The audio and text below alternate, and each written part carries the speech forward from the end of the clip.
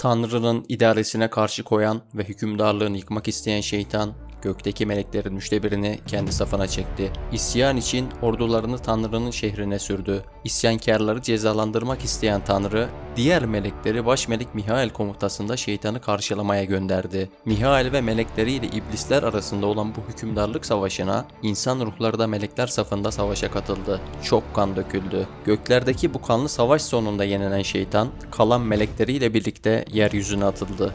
Evet, hikaye böyle. Baş melek Mihail, Tanrı'nın emriyle melek ordusuyla şeytan ve ordularını mağlup etmişti. Özellikle İncil ve Apokrif sayılan Enok kitabına göre, insanın yaratılışından önce göklerde olduğu anlatılan bu savaş, bugün hala bazılarımızca merak konusu bir gizem. Anlatının kökeni neydi? Savaş gerçekten yaşandı mı?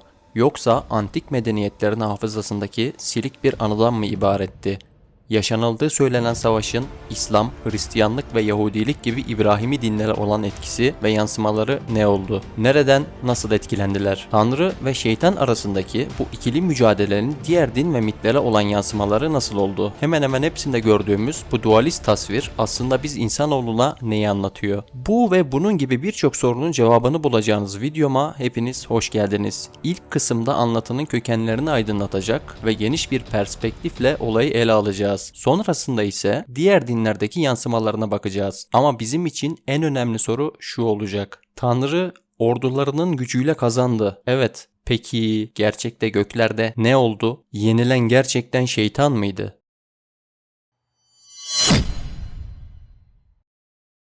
İncil'de Vahiy kitabının 12. bölümünde geçen ayetlere göre gökte bir savaş olmuş, Mihail ve melekleri şeytanı yenmiştir. Sonrasında ise şeytan Tanrı tarafından yeryüzüne atılmıştır. Genel anlatı isyanın sebebinin Adem'in yaratılması, akabinde şeytanın kıskançlığı ve kibri yüzünden olduğudur. Tevrat'ta yakut, topaz, zümrüt gibi değerli taşlarla bezenmiş kusursuz tasviriyle betimlenen şeytanın güzelliğinden ve görkeminden ötürü gurura kapılıp bilgeliğini bozduğu anlatılır. Bundan dolayı da Tanrı'nın kutsal dağından atılmıştır. Kenan diyarı olarak bilinen bölgede Tevrat indirilmeden önce de benzeri anlatılara rastlanmakta. Babil'in Etana miti ve Kenan diyarı mitolojisinde Venüs ile ilişkilendirilen tanrılar bulunurdu. Yüce Tanrı Baal'in tahtını ele geçirmeye çalışan Attar başarısız olur ve kutsal dağdan atılır. Eski insanlar Venüs'ün yükselişinin güneş tarafından gölgelenmesini tıpkı bir savaş sahnesi gibi tasvir etmişlerdi. Venüs anlatısına Tevrat'ta "Ey parlak yıldız, Seher'in oğlu, göklerden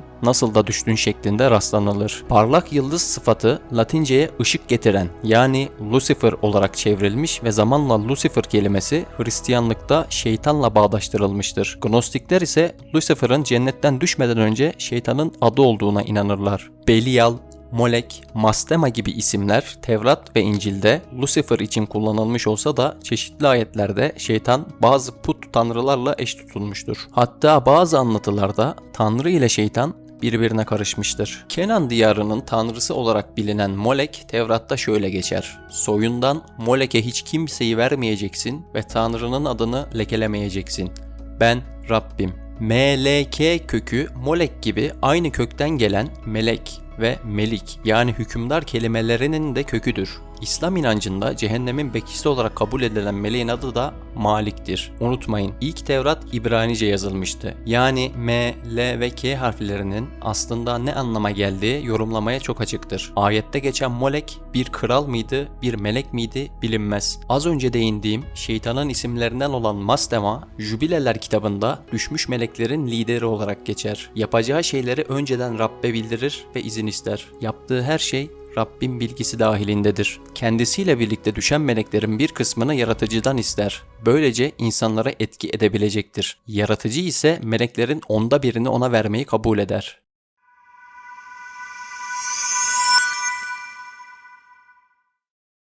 Yavaş yavaş ilginç kısma gelmeye başlıyoruz. Az önce bahsettiğim olay Jübileler kitabının 10. bölümünde geçmekte. Mastema'nın Tanrı tarafından düşürülmüş bir melek olduğu ayetlere baktığımız zaman aşikar. Kitabın 49. bölümünde ise Mastema adeta 180 derece dönerek Tanrı'nın ordularının komutanı haline gelmiş ve Mısır'da Firavun'un bebeklerinden başlayarak tutsak edilen cariyelerin bebeklerine kadar tüm yeni doğanları katletmiştir. Kafalar yanmaya başladıysa devam edelim. Mısır'dan Çıkış kitabının 12. bölümünde hemen hemen aynı olaylardan bahsedilir. Tek fark bu sefer Mısırlıları öldürmeye gelen şeytan yani Mastema değildir.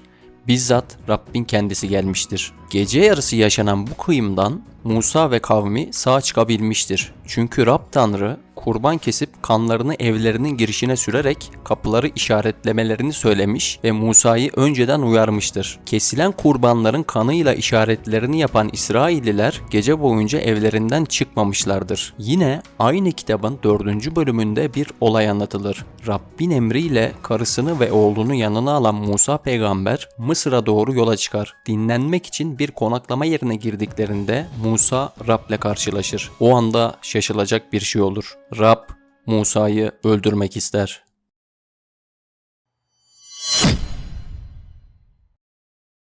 Tefsirciler yıllardır bu ayetleri açıklamaya çalışmakta. Ayette geçen Rab kelimesinin Mastema yani şeytanı tanımladığını iddia edenler çoğunlukta. İddiaları doğru bile olsa Musa peygamberin öldürülmek istenmesi saçmalığı hala açıklanamayan bir problem. Tanrı ve şeytanın birbirine karışması gibi şeytan ve meleklerin hatta Tanrı ve meleklerin birbirine karıştığı anlatılara da oldukça sık rastlanmakta. Yezidilere göre Tanrı önce melek Tavus'u yani Gabriel'i yaratmıştır. Gabriel ise Tanrı'nın emriyle insanı yaratmıştır. Sonrasında Tanrı baş meleğine insana boyun eğmesini emreder. Bu aslında bir sınavdır. Gabriel insanı yaratan benken niçin onlara boyun eğeyim? Ben sadece beni yaratana yani sana boyun eğerim demiştir. Baş meleğin bu sözleri Tanrı tarafından hoşça karşılanmış ve ödül olarak Melek Tavus'a dünyanın ve insanlığın yöneticiliği unvanı verilmiştir. Yezidilere göre Tanrı zaten iyidir. Ona ibadet etmeye gerek yoktur. İnsanın ibadetine ihtiyaç duymaz. Ancak biraz kibirli bir varlık olan Melek Tavus, ibadet etmeye ve övülmeye ihtiyaç duyar. Ona ibadet ederek onun kötülüğünden korunulmalıdır. Bu sebeple Yezidiler Tanrı'ya değil, yaratıcıları olan Melek Tavus'a ibadet ederler. Bu inancın bir benzeri bazı Yahudi efsanelerinde anlatılır. Lakin o efsanelerdeki melek Gabriel değil, göksel orduların komutanı Mihail'dir. Melek ordusu ve komutanı anlatısı İncil ve Tevrat'ta sıkça karşılaştığımız bir ifade. Bazen göksel ordular, bazen melekler, bazen ise yıldızlar denilerek aslında meleklerden bahsedilmekte. Yeşu kitabında Yeşu'nun Rabbin ordusunun bir komutanı ile karşılaşması gibi örnekler bizlere bu ve bu gibi olguların aslında tamamen hayal ürünü olmadığını kanıtlar nitelikte. Zamanı biraz ileri alırsak Kur'an'da Tevbe suresi 40. ayette Allah'ın ordularından bahsedildiğini görürüz. Ayette orduların insanlar tarafından görülemeyecek şekilde olduğu bahsedilir. Ordular derken Bicunid'in kelimesi kullanılmıştır. Kelimenin Türkçesi asker demektir. Aynı kelime Neml suresi 37. ayette de geçer. Kelimedeki C ve N harflerine dikkat edin. Aynı harfler cin kelimesinde de bulunur. Cin kelimesi köken olarak aslında görülmeyen, gizli, saklı gibi anlamlara gelmektedir. Kehf suresi 50. ayet cin kelimesinin geçtiği birçok ayetten sadece birisi. Ayet iblisin yani şeytanın Adem'e isyanından bahseder ve şeytanın cinlerden olduğunu söyler. Yani şeytan aslında ayrı bir ırk değil, zaten yaratılmış ırklardan birine aittir. Bazı alimler şeytanın cin olup aynı zamanda meleklerden olduğunu iddia ediyor. Onlara göre cinler melekler arasında bir kabileydi. İbni Mesud ve İbni Abbas'a dayanan bir rivayette şeytan, Adem yaratılmadan önce yeryüzünün idaresi ile vazifelendirilmişti. Meleklerin cin denilen bir kabilesine mensuptu. Bu kabileye cenneti korumakla mükellef oldukları için cinler denilmişti. Hasan el-Basri'ye göre ise şeytan asla bir melek değildi. Adem nasıl insanlığın köküyse şeytan da cinlerin köküydü. Kur'an'da şeytanın Adem'e isyanı dışında toplu bir melek isyanından bahsedilmez. Şeytan Allah'ın tahtını ele geçirmeye çalışmaz. Gururu ve kibrinden ötürü cennetten kovulmuştur. Kur'an'da bu anlatı Araf suresinde geçer. Şeytan kovulması akabinde Allah'tan insanların tekrar dirileceği güne kadar süre ister. Allah istediği süreyi şeytana verir. Sonrasında şeytan beni azgınlığa düşürmene karşılık ben de onları azgınlığa düşüreceğim diyerek yemin eder. Ayetler bu şekliyle Tevrat'ta Mastema'nın Rab'den gökten yardımcı melekler istemesine benzer. Bazı tasavvufçular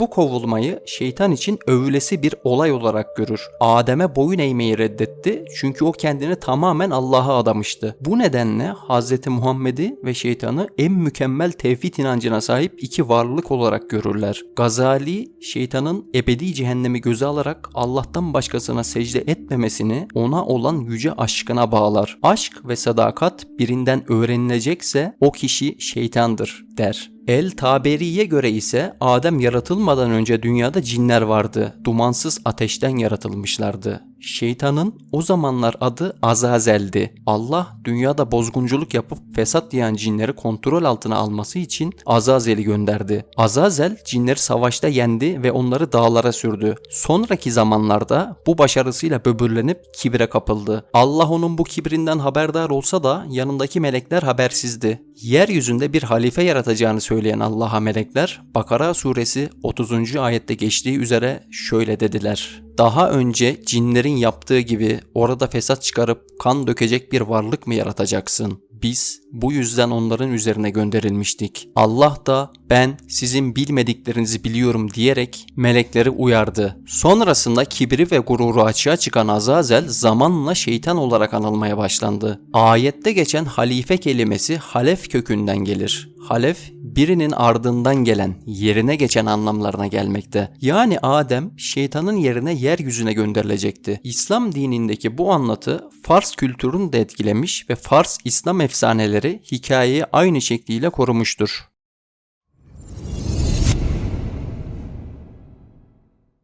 İslam öncesi Pers mitolojisinde de iyi ve kötü arasındaki savaşın izleri görülmekte. Ünlü Fars şairi Firdevsi'nin insanın yaratılışından başlayıp İran'ın İslam'la tanışmasına kadar olan olayları anlattığı Şehname adlı eserinde baş kahraman Rüstem'in divlerle olan mücadelesinden bahsedilir. Troller videomda kısaca bahsettiğim divler İslam inancındaki cinlere denk düşen varlıklardır. Rüstem'in maceralarından birinde bazen ejderha, bazense şeytanımsı bir varlıkla olan savaştan bahsedilir. Di ve Sepit olarak bilinen bu varlık Rüstem'in çok sevdiği hükümdarı Keykavus'u esir almıştır. Şeytan ülkesi olarak bilinen Mazandaran'a divlerle savaşmak için giden Keykavus'un uçan bir tahta bindiği anlatılmakta. Karanlık bir fırtına yaratarak ordusuyla birlikte Keykavus'u esir alan Di ve Sepit yani Beyaz Şeytan, şeytan ülkesinin lideriydi. Burada geçen karanlık fırtına ibaresini unutmayın. Buraya tekrar geleceğiz. Hikayenin devamında zorlu görevleri aşarak sonunda Di ve Sepit ile savaşan Rüstem şeytanı öldürür ve Keykavus'u kurtarır. Şehname öncesi Pers mitolojisinde de anlatılan bu hikaye aslında sandığımızdan daha da gerçek olabilir. Benzer bir hikaye çok yakından tanıdığımız bir kitapta geçmekte. Tevrat. Tevrat'ın Daniel kitabı 10. bölümünde geçen hikayeye göre Daniel, Dicle Nehri kıyısında bir adam görür. Kendine doğru yavaş adımlarla gelen adamı şimşek gibi parlayan yüzü ve alev gözlü olarak tasvir eden Daniel, adam her konuştuğunda bayılmaktadır. İlahi bir varlık olduğu anlaşılan sesin sahibi şöyle der: Pers krallığının önderi 21 gün bana karşı durdu. Baş önderlerden Mihail bana yardıma geldi. Çünkü orada Pers krallarının yanında alıkonulmuştum. Tefsirciler bu ayetin açıklamasını Pers krallığının şeytani bir güçle yönetildiğini söyleyerek açıklar. Mihail'in yardıma geldiği meleği de Gabriel olarak kabul ederler. Videonun başında anlattığım hikayeyi hatırlayın. Mihail ordularıyla şeytanı yenmişti. Bazı tefsirciler ayette geçen şeytan kelimesini ejderha olarak da çevirir. Pers hikayelerinde geçen Rüstem de aynı şekilde şeytanla ve ejderhayla savaşmıştı. Keykavus'un esir alınması gibi melek Gabriel'in de tutsak edilmesi iki ayrı hikayenin ortak noktaları. Bazılarınız tamam da Şehname'de geçen hikayeyi Firdevsi Tevrat'tan almış olamaz mı diye sorabilir. Birkaç isim ve senaryo değişikliğiyle bize yeni bir mit gibi sunmuş olabilir. Ancak şunu unutmayın. Şehname'de geçen olaylar ve Rüstem karakterinin yaratıcısı hiçbir zaman Firdevsi olmadı. Rüstem karakterinin ve hikayelerin kökeni bilinmemekle beraber binlerce yıl öncesine dayandığı düşünülmekte.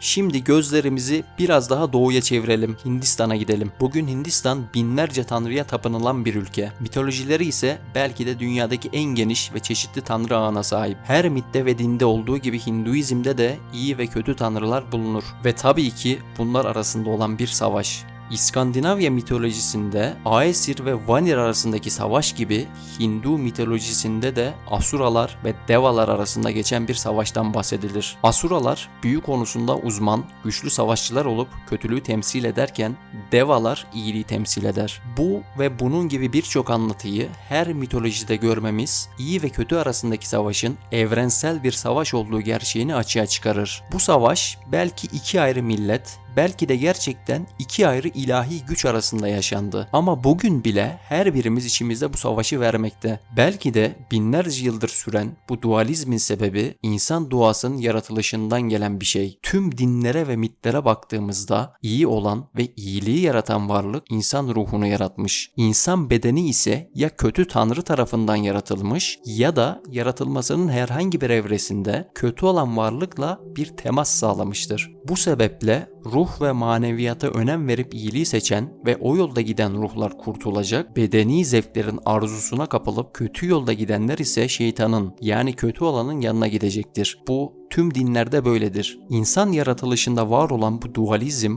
bazı mitolojilerde çeşitli şekillerde ele alınmış. Örneğin Türk mitolojisinde yeraltı ve cehennem tanrısı olarak bildiğimiz Erlik bazı anlatılarda insanın yaratılması sırasında onları oyuna getirmiş ve bu sebeple cennetten kovulmuştur. Bazı anlatılarda ise insanın kökeni olarak geçer. Yaratıcı tanrı Kayra tarafından ilk insan yaratıldığında Kayra insana ilkel suya dalmasını ve oradan toprak çıkartmasını emretmiştir. Bunu birkaç defa tekrar eden insan zamanla bencilliğe ve kibire kapılır. Kendi için toprak saklamayı ve kendi dünyasını yaratmayı planlar. Suya son dalışında bir kısım toprağı ağzına alır ve Kayra'dan saklar. Ama toprak zamanla ağzında büyür ve toprağa tükürmek zorunda kalır. Buna sinirlenen Kayra insanı dünyaya sürer ve adını Erlik koyar. Bu anlatıya göre insan asıl yaratıcısı tarafından sevilmez. Antik Sümer ve Yunan mitolojilerinde de benzer anlatılara rastlanır. Kısaca bahsetmek gerekirse Titanlar Savaşı olarak bilinen savaştan galip çıkan ve hükümdarlığını ilan eden tanrı Zeus, ateş tanrısı Prometheus'un kilden yarattığı insanları görünce sinirlenir. Tanrıların bilgisi olarak görülen ateşi insanlara yasaklar. Bunun üzerine Prometheus ateşi çalar ve insanlara öğretir. Tanrısal bir bilgiyi insanlara öğretmekle suçlanan Prometheus, Zeus tarafından cezalandırılır ve bir daha hapsedilir. Prometheus'un insanları tanrıların sahip olduğu bilgelik seviyesine çıkartmak istemesi, semavi dinlerdeki yaratıcının insan için olan hayaline benziyor. Burada insan yaratıldığı için ceza çeken, insanı yaratan tanrıdır. Asıl tanrı olan Zeus insanı sevmez.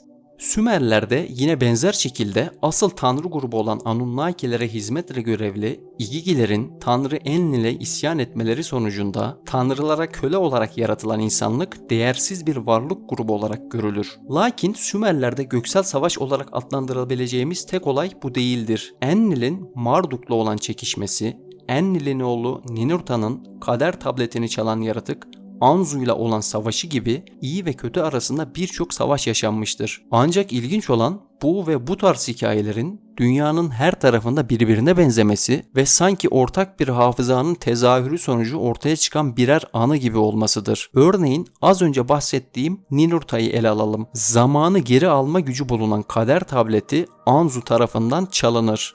Bu tablet aynı zamanda Tanrı Enlil'e yöneticilik yetkisini veren tablettir. Ninurta ne yapıp etse de tableti geri alamaz. Anzu'ya karşı güney rüzgarından yardım ister ve böylece Anzu'yu yenebilir. Güneyden gelen bir şeyin ya da daha basit tabiriyle güneyin mitolojilerdeki iyi tarafları olan yardımı üzerinde durulması gereken bir konudur. Güneyin yardımına ihtiyaç duyan başka bir diyara gidelim şimdi.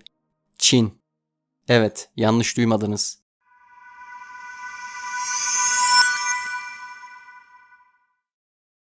Zulu Muharebesi efsanesi, Tanrı Kral Sarı İmparator öncülüğündeki Yan Huang kabileleri ile İblis Kral Chi Yu liderliğindeki Jiuli kabileleri arasındaki savaşı anlatır. Savaşı kaybettiğini hisseden kötülüğün temsilcisi olan Chi Yu bir sis yaratarak diyarı karanlık içinde bırakır ve yarattığı rüzgar ve fırtına sayesinde savaşın başlarında önemli birkaç galibiyet alır. İyiliğin temsilcisi Tanrı Kral Sarı İmparator ise buna karşılık kuraklık tanrısından yardım alarak güneye bakan arabayı geliştirir ve savaşı kazanır. Sisi dağıtmak için gelen bir kuraklık tanrısı ve güney yönünün vurgulanmasına iyi bakın. Savaş sonunda tabii ki yönetme yetkisi Sarı İmparator'da kalmış ve yıllar boyunca hüküm onun olmuştur. Videoda bahsettiğim karanlık fırtına ibaresini hatırladınız mı? Hani Pers mitolojisindeki Dive Sebit olarak bilinen şeytan kral karanlık bir fırtına yaratarak güneşi örtmüş ve Keykavus'a karşı zafer kazanmıştı.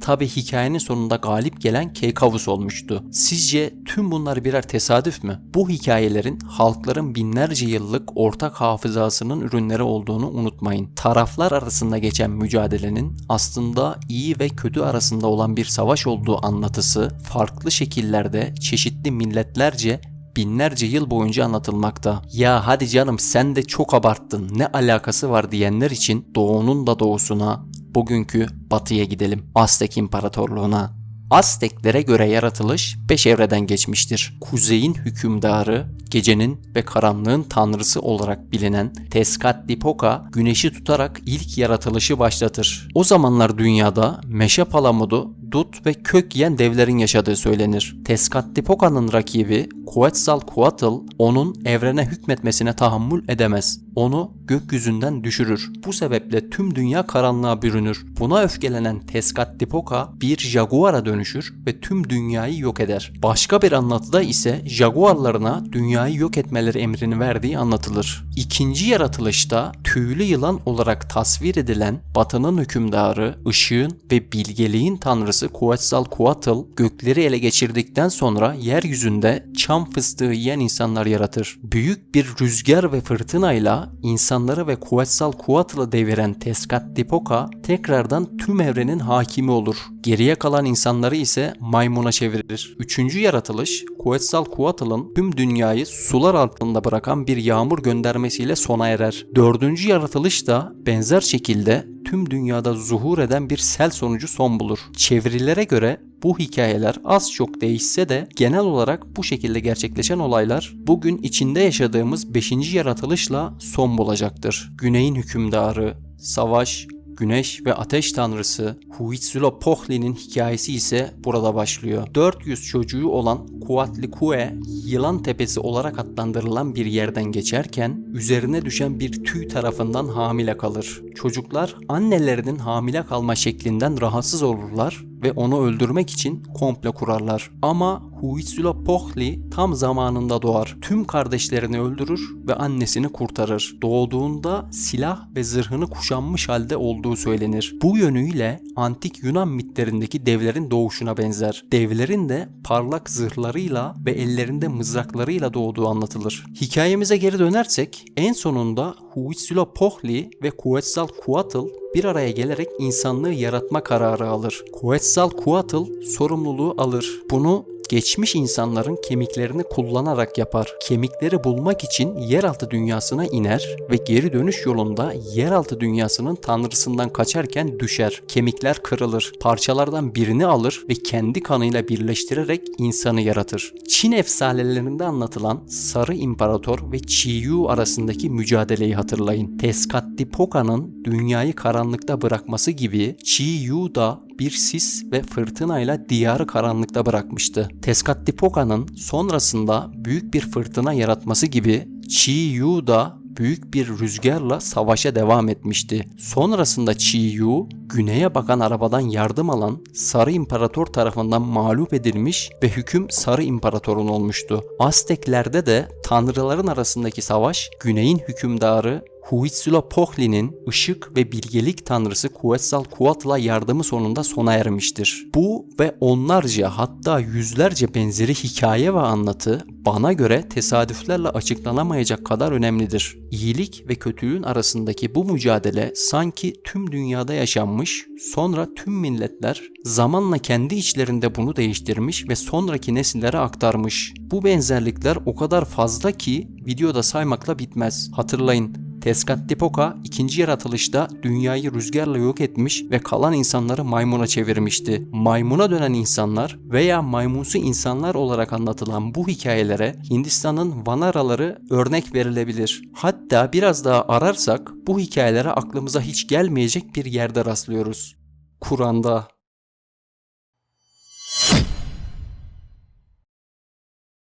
Bakara ve Araf surelerinde geçen aşağılık maymunlar olun ifadesi ve benzerleri başka bir videonun konusu. Tanrı, şeytan, insan üçgeninde ele aldığımız iyi ve kötü arasındaki bu mücadele ayrı kavramlar olsa da aslında gece ve gündüz gibi iç içe geçmiş bir bütünün parçası. İyilik her daim karanlığa karşı ışık tuttu.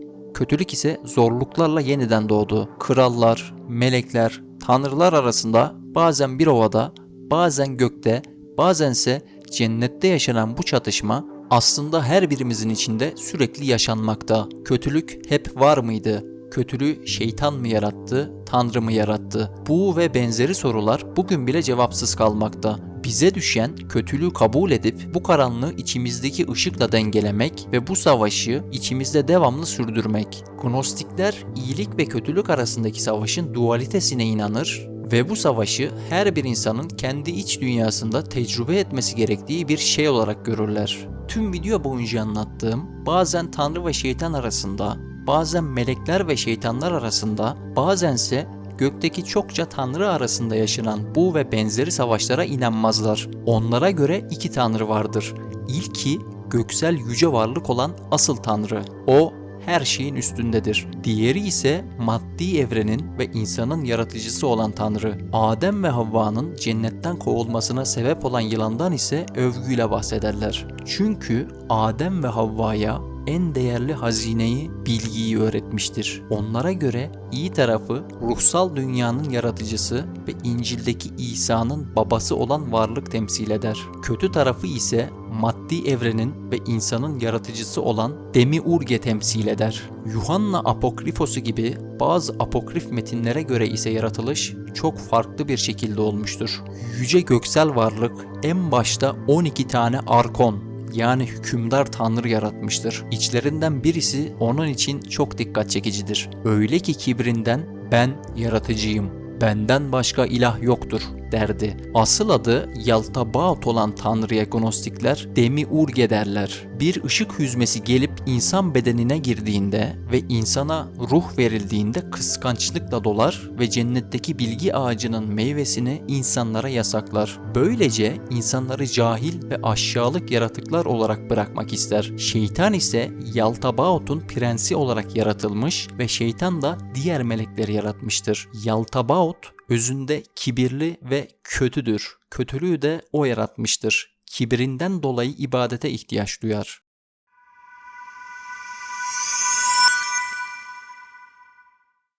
Cennette veya her nerede olduysa yaşandığı söylenen bu savaş çoğu dine ve mite göre geçmişte yaşanmış olarak görülür. Hemen hemen hepsi ya insanlık yaratılmadan hemen önce ya da insanlığın yaratılması sebebiyle iyiliğin ve kötülüğün temsilcileri sayılan varlıklar arasında olmuştur. Bazı inanışlara göre bu savaş zamanın sonunda yaşanacak olan kıyamet savaşı gibi eskatolojik bir savaşı olan gönderme olarak görülür ve aslında yaşanmamıştır. Bazı Hristiyan kiliseleri ve bazı Fars İslam düşünürlerine göre cennetteki bu savaş tüm ruhların dünyaya gelmeden önce bulundukları ve katıldıkları bir savaştır. Mormon kilisesine göre ise Lucifer yani şeytan Tanrı'ya isyan etti ve bunun sonucunda şeytan adını aldı. Ama bu isyan aslında Tanrı'nın bir planıydı. Tanrı yarattığı Adem ve Havva'nın da kendisi gibi olmasını istiyordu. Bu yüzden onları kendi suretinde yaratmıştı. Ama onun gibi olmaları için önlerinde daha çok yol vardı. Onları cennetine koymuştu. Rahat, acısız, ağrısız, dertsiz, sıkıntısız, sonsuz bir cennet. Orada sonsuza dek kalabilirlerdi. Ama Tanrı onların gelişmesi ve kendisi gibi olması için bir plan yaptı. Önce onları bir imtihana soktu. Bilgelik ağacını yarattı ve meyvesini onlara yasakladı. Onları bu ağacın meyvesini yememeleri konusunda uyardı. Yasağa uymamak, cennetten kovulmak ve ölümlü bir hayatla cezalandırılacaktı. Yasağa dereceklerini aslında biliyordu. Şeytanın onlara kandırmaya çalışacağını da. Ama o olayları akışına bıraktı. Şeytan onları kandırdı. Bunun sonucunda ikisi de cennetten atıldı. Dünya hayatı cennet gibi değildi. Orada yorulacak, su ve yemek bulmak için mücadele edecek, hastalanacak, uykuları geldiğinde uyuyacaklardı ve zamanı geldiğinde de öleceklerdi. Onların kendisi gibi olmasını isteyen Tanrı'nın planı şuydu: cennetten kovulup dünyaya gitsinler ki orada yaptıkları hataları düşünsün ve bunlardan ders alsınlar. Hata yapa yapa gelişsinler. Artık özgür iradeye de sahip olduklarından sorumluluğun ne demek olduğunu bilsinler. Her seçim onlara bir şey öğretsin. İyi ve kötü arasında olan mücadeleyi tecrübe etsinler. İyilik yapsınlar ki kötülüğün zararını görsünler. Kötülük yapsınlar ki iyiliğin kıymetini bilsinler. Kavga etsinler ki barışın değerini bilsinler. Yalnız kalsınlar ki dostluğun güvenini görsünler. Nefreti tatsınlar ki aşkın hazzını duysunlar. Hasta olup acı çeksinler ki sağlığın değerini bilsinler. Pişmanlık yaşasınlar ki mutluluğun kıymetini bilsinler. Çalışıp yorulsunlar ki huzuru dinlenmekte bulabilsinler. Acıyı hissetsinler ki sevincin kıymetini bilsinler. Ve son olarak yaşlanıp ölümü hissetsinler ki sonsuz cennette ölümsüzlüğün değerini bilsinler.